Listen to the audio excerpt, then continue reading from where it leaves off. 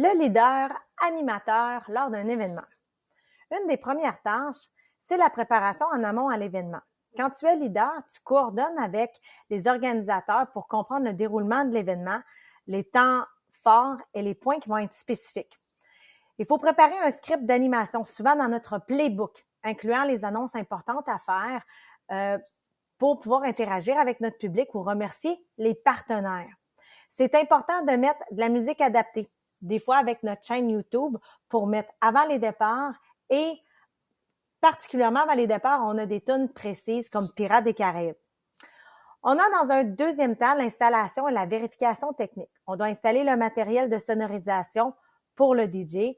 On vérifie aussi le bon fonctionnement de l'équipement, le microphone, le haut-parleur, parce que c'est ce qu'on va utiliser comme animateur tout au long de la journée. Il y a la mise en place aussi de la zone d'animation pour le DJ. C'est important d'être sous la tente bouge-bouge et de mettre les tapes, attention, pour pas que personne rentre dans notre zone.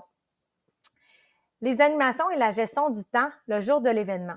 C'est super important de suivre l'horaire coûte que coûte parce qu'on accueille les participants, on présente l'événement, on annonce les départs. On n'a pas une minute à perdre, c'est vraiment on time les départs. On fait les animations avec notre 10 minutes avant, la personne qui fait les étirements. On l'amène à faire les étirements 10 minutes avant. 7 minutes avant, c'est la toune bouge-bouge. Et 5 minutes avant, on commence tranquillement à faire les rappels de sécurité. Et 3 minutes avant l'événement, toune de Pirates des Caraïbes. Et ensuite, on fait le countdown 5, 4, 3, 2, 1. Il faut aussi annoncer les gagnants en tant que DJ. Avec les membres de l'équipe Bouge-Bouge, tu es à côté de SportStats. Fait que c'est à toi de t'assurer en tant que DJ et animateur d'aller chercher cette liste-là des prix aux gagnants parce que selon ton horaire, c'est toi qui vas faire l'annonce des prix aux participants et c'est SportStats qui devrait te donner la liste. Aussitôt qu'on a les 3 premiers hommes, 3 premières femmes de chaque catégorie, ben tu peux nous apporter la feuille ou la garder avec toi pour faire la remise en temps et lieu. Il y a aussi la gestion après course.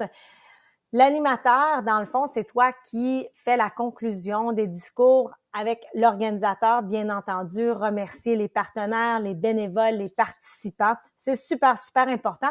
Et tout ça est marqué dans le playbook. On a souvent une slide juste pour toi. C'est à toi de nous le demander. Qui remercier? Il y a les heures et tu peux t'y suivre.